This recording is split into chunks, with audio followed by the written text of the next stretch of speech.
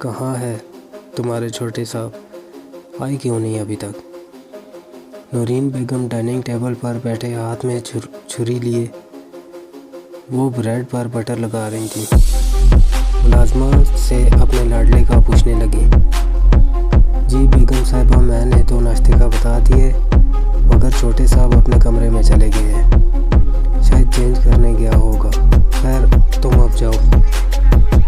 ہاتھ میں مختلف رنگوں کے نگینوں کی انگوٹھیاں سرخ و سفید وجود پر ساڑی زیبدان کیے ہوئے تھیں، جبکہ بالوں کا بڑی تہذیب سے جوڑا باندھ کر رکھا تھا۔